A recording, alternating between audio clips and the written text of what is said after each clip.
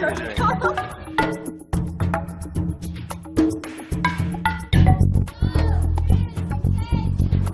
I love what you're doing.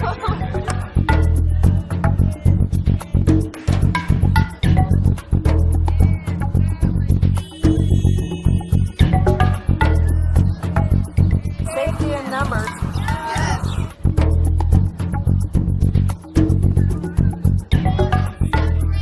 Zach, nice to meet you. I'm ready for all these innocent kids and families to be released.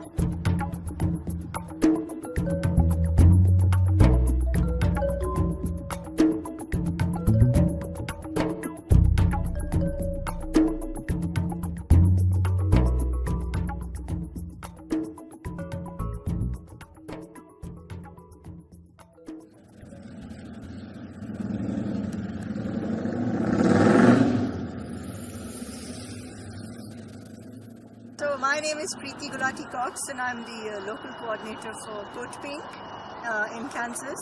And Codepink got in touch with me recently to ask if I would be interested in participating in the Lights for Liberty vigils that are going around the world actually. There are almost like 600 of them that have been going on this evening. And of course I said, yeah, we'd love to participate in that.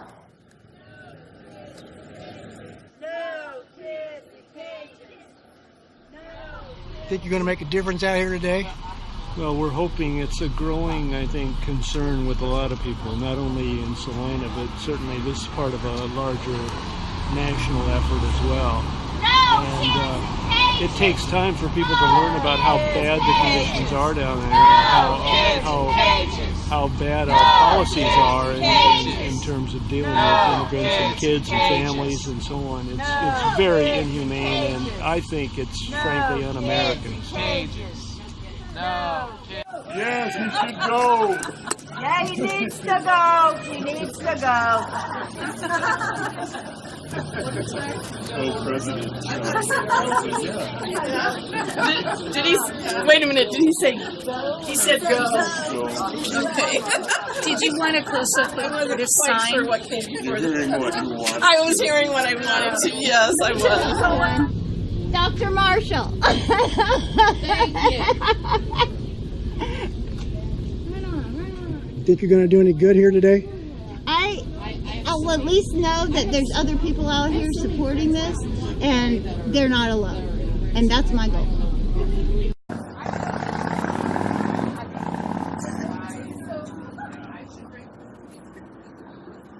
Justin Podourt. Well, you know, unfortunately, it's not all that different in Canada. There's pretty much an agreement that anybody who tries to get asylum from here will be sent back. So it's the no safe third country agreement, and people in Canada are trying to get that repealed and have tried to things like this to try to convince the government to repeal it. But unfortunately, so far there's no luck with that.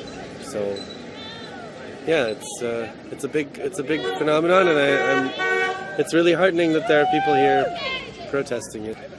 What do you think? What do you think protesting does? Do you think it does any good?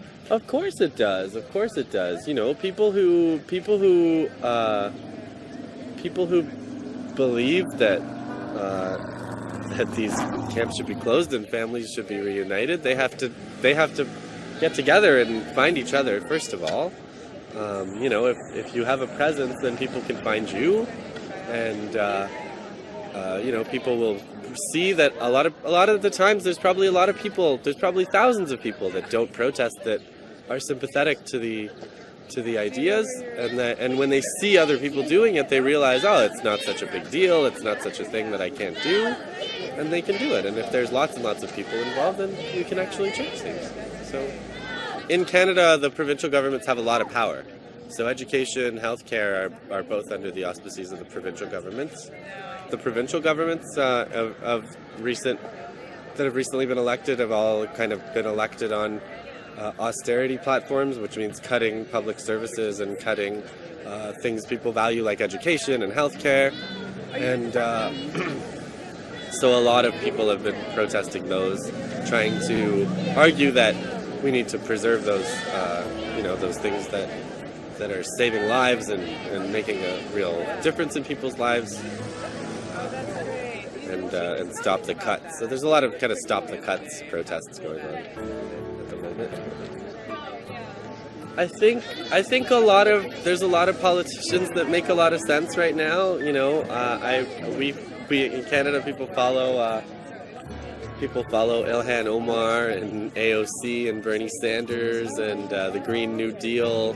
A lot of the things that they're arguing for that sound really radical, like free tuition and free healthcare, are pretty normal in other parts of the world. The idea of ending all these wars that are going on in every part of the world doesn't have to be such a radical thing. So I think that listening to those voices, and those voices didn't come out of nowhere. There are thousands of people behind those politicians, and lots of people and that's the grassroots kind of pressure that is going to either make these changes or not. So that's how I think America can do better.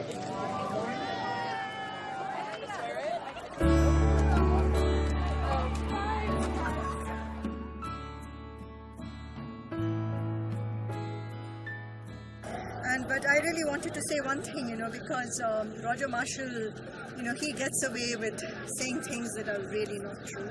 And one of them was saying that, that the Democrats are blocking humanitarian aid getting to the border.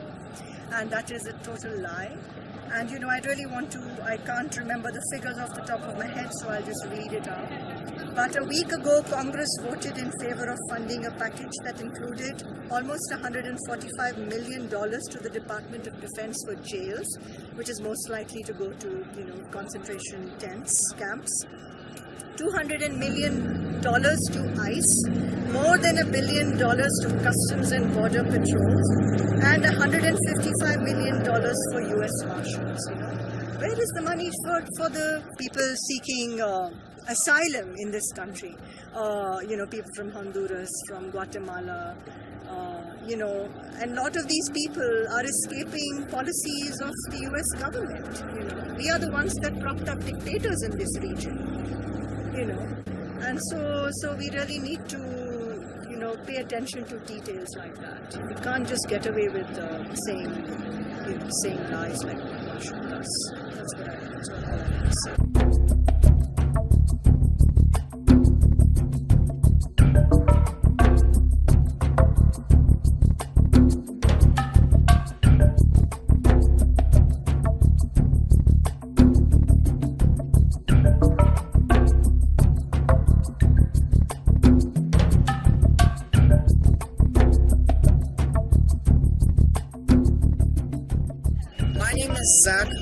Zachary Loffer, but I go by Zach. I am originally from Lynchburg, Kansas, but I just moved here last week.